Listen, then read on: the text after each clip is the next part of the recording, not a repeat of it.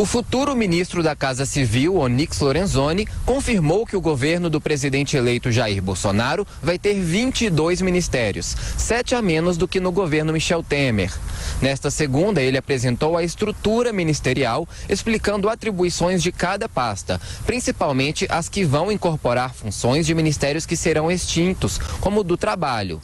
A intenção é que esse número ainda caia para 20 durante o mandato. O governo vai tentar aprovar no Congresso a autonomia do Banco Central e uma PEC para garantir foro privilegiado ao chefe da Advocacia Geral da União.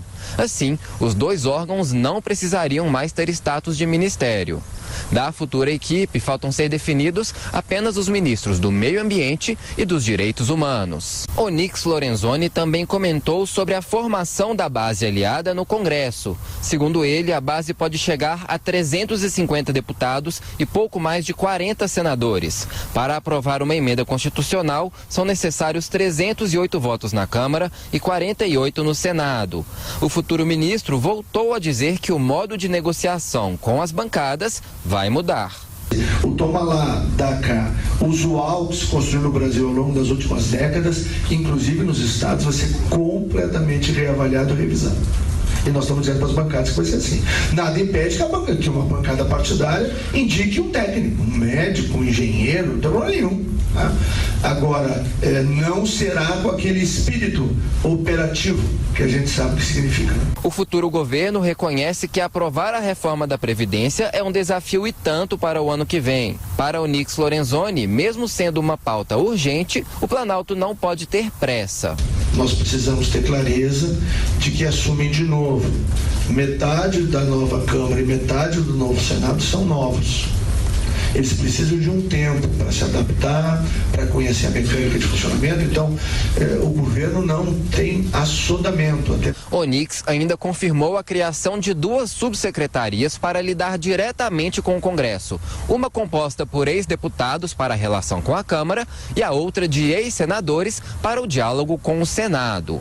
De Brasília, Levi Guimarães. O professor Vila, o ponto central é a relação desse governo com o Congresso, né? Esse é o grande desafio.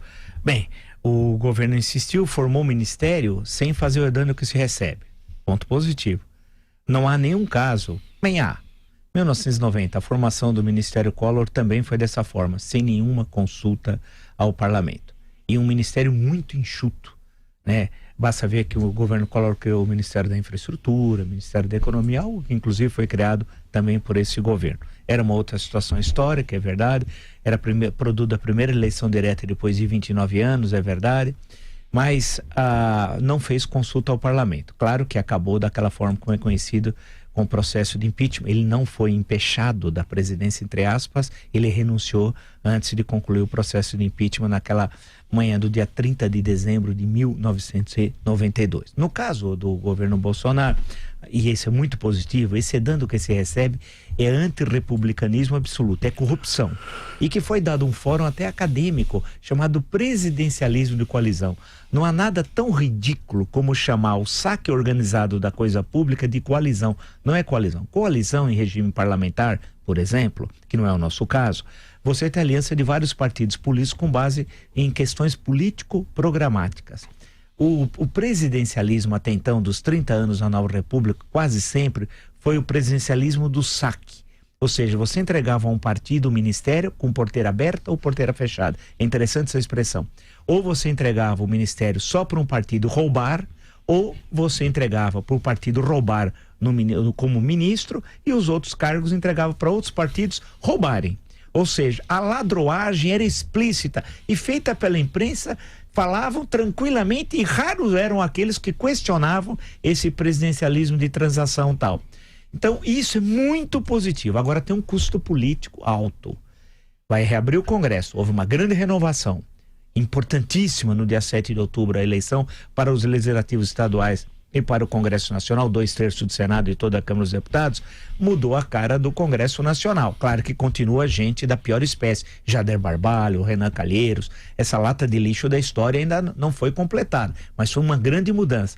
Qual vai ser a relação do Palácio do Planalto com o Congresso Nacional? Esse é que é o desafio. Não pode ser doedando que se recebe, como tem feito agora. Vai ter que negociar de forma republicana. E e isso é importante, pela primeira vez será usada pelo presidente da República, tenho certeza, as redes sociais para buscar apoio político. Ou seja, vai pedir aos cidadãos pressionarem deputados federais e senadores para aprovarem medidas de interesse do povo. Isso vai ocorrer, registre.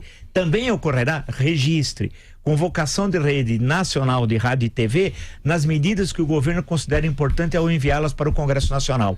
Isso não é bonapartismo, não é passar por cima do Congresso Nacional. Isso é fazer com que o Congresso Nacional decida com base nos interesses populares. Chega do Congresso Nacional ser uma casa de negócio. Isso é muito importante.